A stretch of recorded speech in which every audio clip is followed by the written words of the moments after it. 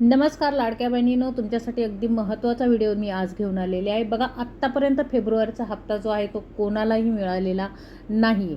फेब्रुवारीचा हप्ता कधी मिळणार आहे, फेब्रुवारीचा हप्ता कोणाला मिळणार आहे, फेब्रुवारी हप्त्याचं स्वरूप काय असणार आहे, याविषयीची सविस्तर माहिती आणि लाडक्या बहिणीवर लागलेले नवीन निकष, या सगळ्या गोष्टींची माहिती जी आहे ती मी तुम्हाला व्हिडिओमध्ये सांगणार आहे. त्या अगोदर व्हिडिओला एक लाईक करा फक्त. चला, तुम्ही आता लाईक तर केलंच असेल. आता मी व्हिडिओला सुरुवात करते. तर लाडक्या बहिणींनो, फेब्रुवारीचा हप्ता जो आहे तो आत्तापर्यंत कोणालाही आलेला नाही आहे. बऱ्याच लाडक्या बहिणींना हा जो संभ्रम पडलेला आहे का हा जो हप्ता आहे यासाठी आम्ही अपात्र झालेलो आहे, या योजनेसाठी आम्ही अपात्र झालेलो आहे. त्यासाठी काही महिला ज्या आहेत त्या घाबरलेल्या आहे. पात्र महिला देखील घाबरलेल्या आहे. ज्यांच्याकडे गाडी नाही आहे, ज्यांच्याकडे फोर व्हीलर नाही आहे, ज्यांच्याकडे टॅक्स भरत नाही आहे, ज्या महिला कुठल्याही सरकारी कामामध्ये त्यांच्या घरातलं कोणीही नाही आहे, त्या पात्र आहेत तरी देखील त्या घाबरून गेलेल्या आहे. कारण त्यांना अशी भीती आहे का आम्ही अपात्र झालो आणि त्यामुळे आम्हाला हप्ता हा आलेला नाही आहे. तर याविषयीची माहिती जी आहे ती सविस्तर तुम्हाला मी व्हिडिओमध्ये सांगणार आहे. त्यासाठी व्हिडिओ शेवटपर्यंत अगदी स्टेप बाय स्टेप पाहायचा आहे आणि तुमच्यासाठी महत्त्वाची माहिती मी घेऊन आलेली आहे. अगदी निकष कुठले नवीन लावलेले आहेत त्यासाठी. आणि आत्तापर्यंत तुम्हाला जर एकही हप्ता मिळाला नसेल तर त्यावरती तोडगा देखील मी तुमच्यासाठी घेऊन आलेली आहे. आत्तापर्यंत बऱ्याच महिलांना डिसेंबरपर्यंत हप्ते आलेले, जानेवारी फेब्रुवारीचा हप्ता आलेला नाही आहे. फेब्रुवारीचा हप्ता हा जो आहे तो न येण्याचं कारण काय, फेब्रुवारीचा हप्ता लेट का झाला, याविषयीची सविस्तर माहिती आपण बघणार आहोत. बघा, डिसेंबरपर्यंत तुम्हाला सगळे हप्ते आले आणि आत्ता जो आहे जानेवारीचा हप्ता बऱ्याच महिलांना आलेला आहे. काही महिलांना डिसेंबरचा हप्ता आलेला नाही आहे, काही महिलांना जानेवारीचा हप्ता आलेला नाही आहे. बऱ्याच महिलांना 8वा हप्ता येण्याची प्रतीक्षा आहे फक्त, आणि काही महिलांना 7वा हप्ता आलेला नाही आहे, 6वा हप्ता आला. बऱ्याच महिलांना 7वा हप्ता आला, 6वा हप्ता आलेला नाही. तर असं मिस झालेले काही हप्ते, तर ते हप्ते परत तुम्हाला मिळणार का याविषयी सुद्धा माहिती मी तुम्हाला या व्हिडिओद्वारे देणार आहे. बघा, बऱ्याच वेळा काय होतं, तुम्ही पात्र असून देखील तुम्हाला एकही हप्ता आलेला नसतो. याचं कारण काय असतं ते सगळ्यात अगोदर मी तुम्हाला सविस्तररित्या समजून सांगते.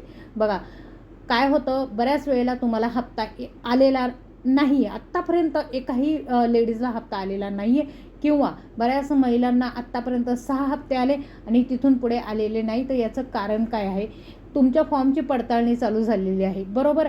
हे फॉर्म तर जे आहे जशा जशा पद्धतीनं वरती जाणार तशा तशा पद्धतीनं त्याची पडताळणी होणार. आणि ही पडताळणी करण्यासाठी सरकार, गव्हर्मेंट आपलं कुठेही आपल्या दारामध्ये येणार नाही. आयकर विभागाकडून आणि परिवहन मंडळाकडून ही माहिती जी आहे ती सरकारकडे जात असते आणि त्याद्वारे ते पडताळणी करत असतात, छाननी करत असतात आणि तिथूनच महिला ज्या आहे त्या अपात्र होत असतात.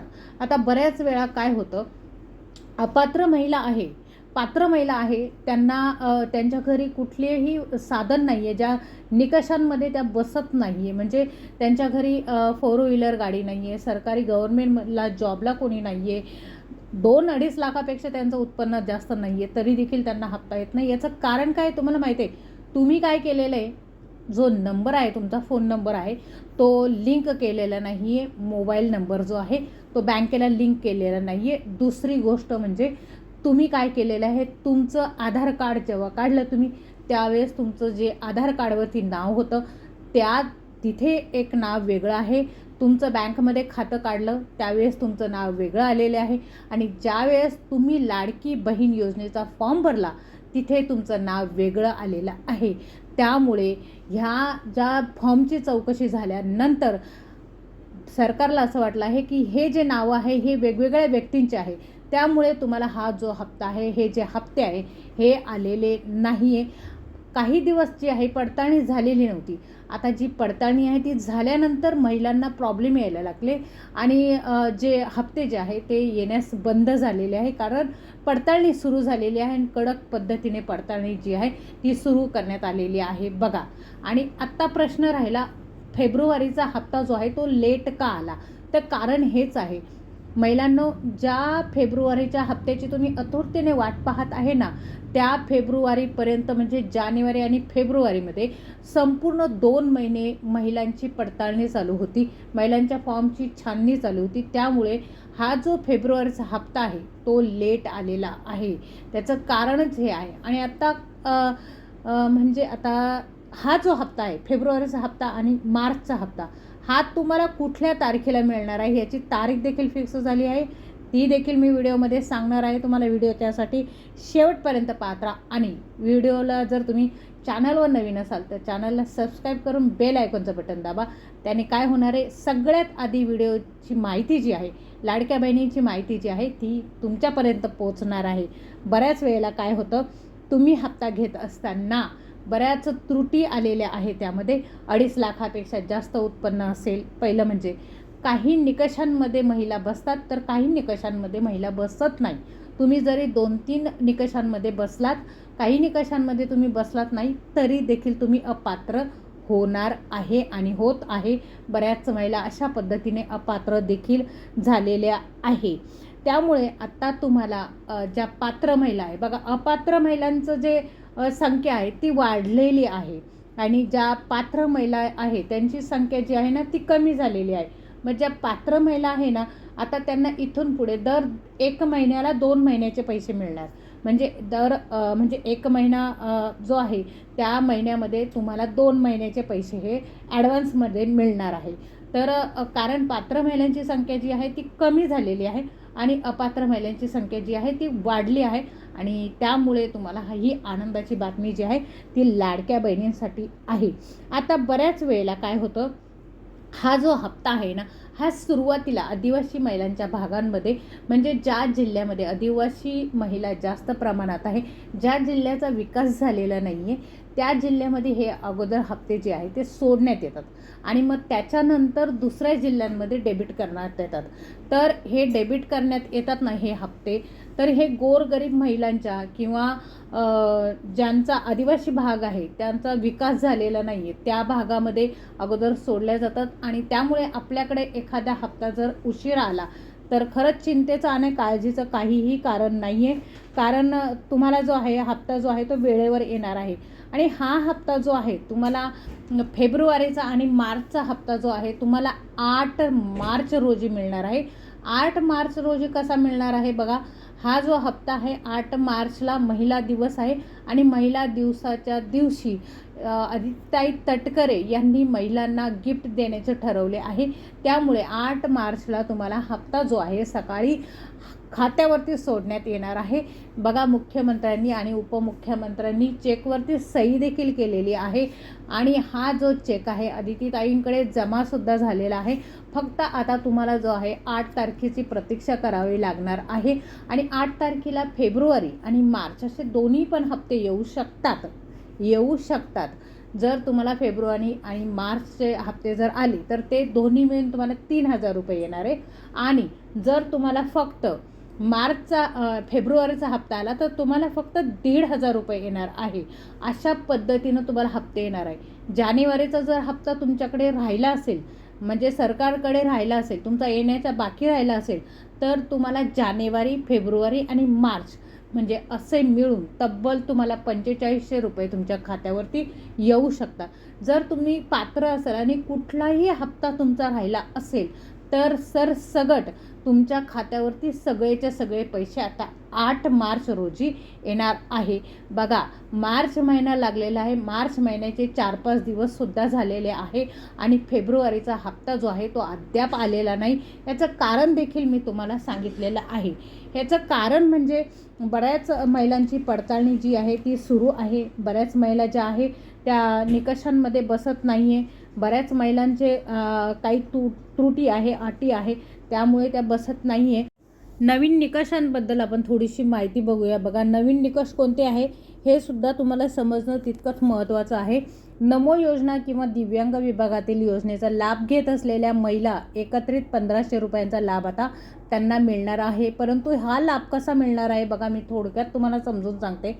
नमो योजना आणि दिव्यांग विभागातील ज्या योजना आहे आणि आपली लाडकी बहीण ज्या योजना आहे, ह्या 3 योजना ज्या आहे त्यांचे जे पैसे आहेत ते एकाच वेळी तुमच्या खात्यावरती येणार आहे. म्हणजे 8 तारखेला जर लाडक्या बहिणीचे पैसे आले तर तुमच्या खात्यावरती नमोद शेतकरी योजनेचे देखील पैसे येतील आणि दिव्यांगाचे देखील त्यांना त्यांचे पैसे खात्यावरती येतील. परंतु हे पैसे कसे येणार आहे, जर तुम्हाला लाडक्या बहिणीचे 1500 रुपये येत होते आणि नमोद शेतकरी योजनेचे तुम्हाला जर 1000 रुपये येत असतील तर तुम्हाला इकडनं फक्त 500 रुपये भेटणार आहे लाडकी बहीण योजनेतून.